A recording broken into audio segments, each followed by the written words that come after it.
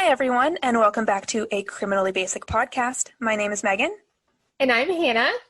And today we are actually covering a solved case. Oh, finally. Actually, two solved cases. Spicing it up, Megan. Wait, no. Hold on, I got that wrong. Make that three. What? Three solved cases, one perpetrator. We talking about a serial killer here? Maybe. Oh. Today we are going over the murders of Hannah Graham and Morgan Dana Harrington. Charlottesville, Virginia was considered a safe town to all of its residents before October 17th, 2009. Home to the University of Virginia, it was thought to be about as safe as your average college town can be.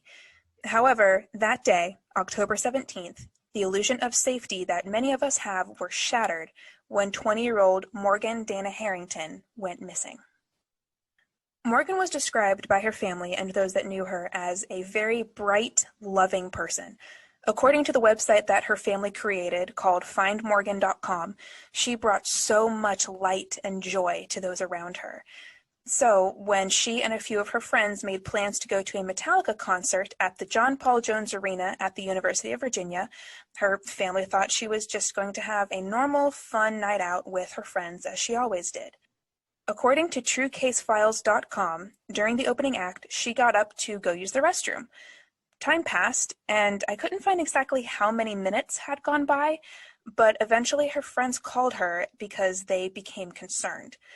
At 8:48 p.m., she told her friends that she wasn't being allowed back into the arena due to their no re-entry policy after the show had started. I absolutely hate those policies. I think they're so stupid. I actually have a side note here. Before we continue, I looked up this arena just to see kind of how big it was, to see if this no re-entry policy made any sense. And for context, Hannah, you and I both have backgrounds in theater. Yeah. And pretty much every professional theater that I've worked with has a no re-entry policy. And to me, this makes sense depending on the theater. You know, you don't want to distract the actors or the audience around you. But for an arena that was this huge, especially during a Metallica concert, I think that this policy is a little over the top. Okay, for a theater setting, yes, I understand. But an arena Metallica concert, you're not going to distract Metallica if you leave to go to the restroom. Right. No, I totally agree. And actually, I believe they ended up getting some backlash because of this. Yeah, I hope so. To me, it doesn't really make sense. There may be a reason for it. I really don't know. But just me and my theater experience, that doesn't make much sense. No. So this phone call that her friends got from her kind of confused them because she said that she wasn't being allowed back into the arena due to their no re-entry policy, but she was just supposed to go to the restroom and be right back. So why was she outside of the arena altogether? Did, she get lost, or? We don't really know, and no one really knows why she exited altogether, but she did tell them, don't worry, just enjoy the concert. I'm going to find my own way home. After that phone call at 8:48, Morgan was never heard from again. There are several witnesses who reportedly saw her hitchhiking on a nearby bridge around 9:30 p.m., but after that, no one saw her interact with anyone suspicious. The phone calls made to her cell phone all went unanswered, and she was never seen alive again.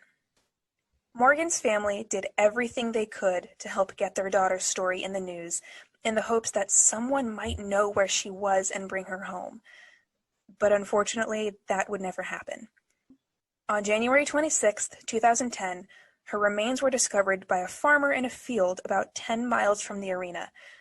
Immediately, the investigators knew that her death had not been accidental.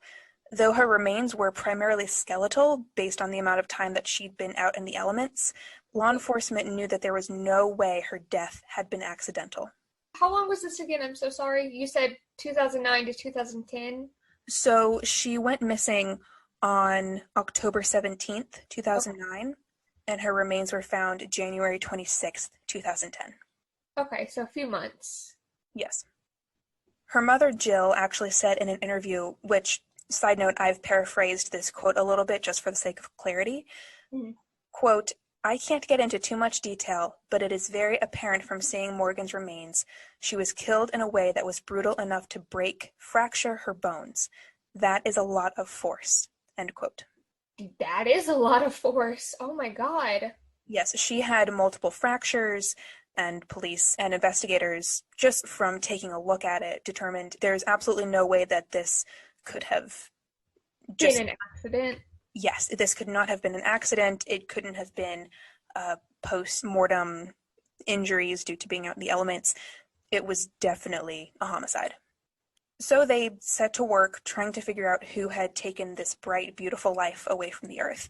Forensic testing was actually done on a shirt that had been found back in November, and that forensic testing determined two things.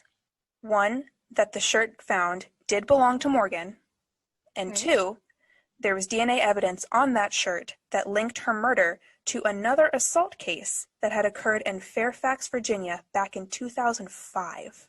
Oh my God. So, according to the Washington Post, this mystery killer had actually kidnapped, sexually assaulted, and tried to kill another woman in 2005 outside of her apartment. Oh my God. I couldn't find this woman's name, and I'm assuming that that's intentional. I don't think she wants her name to be out there. Which I can't blame her one bit. No, I can't blame her either. But the only reason that she was saved was because someone pulled into the parking lot and actually startled the perpetrator. Oh, thank God. I know. And I read a victim impact statement from this woman, in which she said that, even though she lived through that horrible experience, she felt like she died that day.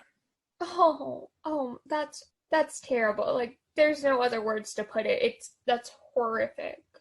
Yeah, there are no words to describe how traumatic that experience is.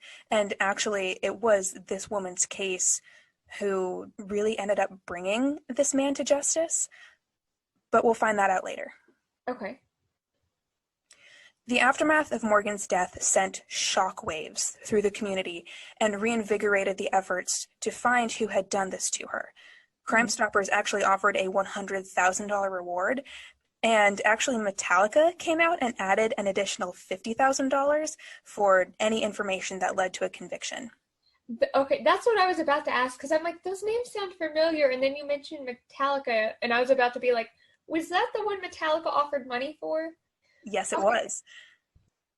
Unfortunately, though, the conviction that Crime Stoppers and Metallica were working so hard to find would not come until yet another woman fell into the grasp of this predator. 18-year-old college student Hannah Graham was last seen in the early morning hours of September 13th, 2014, at the downtown mall in Charlottesville, Virginia. Hannah was a British-American woman who had actually moved to the U.S. with her parents at age 5 and was attending the University of Virginia. That evening, or rather morning, Hannah was out with her friends having a stereotypical college night out. She and her friends were partying, going from place to place, and just generally having a good time. At some point that night, she ended up breaking off from her friends, and a few sources that I found said that she was just going to go home, but she never ended up getting there. CCTV footage captured that evening shows her wandering the downtown Charlottesville area. One of the last places that she was seen was at the Tempo restaurant there in Charlottesville, with a man who would later be identified as 32-year-old Jesse Matthew Jr. Witnesses would later say that he had his arm around the clearly intoxicated young woman, and that he did not have a look that said that he was just a friendly person trying to help out a drunk college student. One of the last sightings of her was actually by someone who saw her standing outside an orange Chrysler saying, quote, "I'm not getting in that car with you," end quote. Which, if you see someone saying, "I'm not getting in that car with you," Why didn't you stop them or go up to them? right, I mean, I get that, you may think, oh, I don't want to get involved in this situation. I don't know, what the dynamic is between these two people. It never hurts to just check and make sure. Hannah's remains were found on October 18th, 2014, at an abandoned property. Later that month, after they had been positively identified, the police would rule her death as a homicide. She, like Morgan, had also suffered broken bones and sexual assault. Even before her remains were found, investigators had a very obvious person of interest, Jesse Matthew, the man who can be seen following her in CCTV footage from the night she went missing. For some context, Jesse is an ex-college football player who is 6'2" and 270 pounds. Yeah, he's like, I looked up pictures. He's absolutely gigantic. Yeah, he's massive. And like Hannah and Morgan are both, from the looks of it, very tiny people. Yes, yeah, they are both average height, average weight, and in comparison are dwarfed by him, essentially. Absolutely. Investigators searched his apartment on both September 19th and September 22nd. Now, this next part gets a little bit tricky as far as the timeline goes, so just stay with me here through this. Okay. On September 21st, the police put out an arrest warrant for Jesse for reckless driving, so not at all related to Hannah's case, which was at that point still a missing persons case. Mm-hmm. On September 23rd, he was still not in custody, so the police announced that he was being charged with abduction with intent to defile in Hannah's case. Mm-hmm. Then, on September 24th, he was arrested after a woman recognized him camping on the beach. He had actually been camping on the beach for about 2 days in order to try to escape being caught. What a weird place to like go to not be caught. Oh, I know. Apparently, this woman who saw him, had seen his face in the news, and when she laid eyes on him, had to do a double take, and he did a double take of her as well. But fortunately, this tip that she brought to police led them to where he was. Oh, thank God. So again, before Hannah's remains were even found, Jesse was actually connected to both Morgan's case and the sexual assault case from 2005. On September 29th, 2014, again, before Hannah's remains were even found, forensic evidence taken from Morgan's case, which we already know matched the case from 2005, were officially confirmed to be a match to Jesse. Later, once Hannah's remains were discovered, he would be connected by DNA to her as well. According to True Case files, Jesse was given 3 consecutive life sentences for just the 2005 attack alone in June of 2015. In March of 2016, he pled guilty to Hannah and Morgan's homicides and received an additional 2 life sentences for each, making a total of 7 life sentences. Woo! He will not receive any chance for parole, and he will not be given geriatric release. There is absolutely no way that Jesse Matthew will ever be free for the rest of his life. But that's not where this story ends. What? Hannah, I love to cover unsolved cases. Of course, I do too. Mm-hmm. And I thought we were done. Oh no. All of these crimes were very violent. And as we know, people like Jesse don't typically go from 0 to 100 with years between their crimes. Mm-hmm. Jesse had previously been accused of 2 other sexual assaults at 2 separate universities, but neither one ever went to trial. He was a student at both of these schools, but none of them ever went to trial for, again, unknown reasons. In addition, there are not 1, not 2, but 6 other missing and/or murdered women who have been unofficially linked to him. What? 6. 6. Mm-hmm. And like, we haven't got DNA or anything to like connect the two? Right. So again, these are unofficially linked. It's linked essentially based on where he was at the time and where these women were at the time, and they kind of fit his MO. I'm assuming these cases are still active and still being investigated, but actually one of the parents of one of these missing and or murdered women said that when they discovered that Jesse had been put in prison, they felt as though their daughter's perpetrator had been put away as well. That's sad that they don't know, but I'm happy that they think that's who it is and he's away for life. Yeah, I do want to go over these cases just really quickly so that if anyone knew these women and potentially has some sort of information, can come forward about it.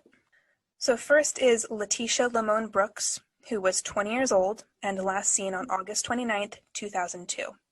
She has not been seen since. There are currently no leads about her whereabouts, but her remains have also not been found. They believe that she is connected to Jesse because she went missing in Farmville, Virginia, which was 48 minutes from Lynchburg, which is where Jesse was attending college at the time. Next is Julie Marie Frazier, who was 19 and last seen on February 1st, 2003, leaving a bar in Norfolk, Virginia. It is believed that she is connected to Jesse because where she went missing was only about a 30-ish minute drive from where he was attending college, and I don't believe that her remains have been found either. Next is Autumn Wind Day, who was 24.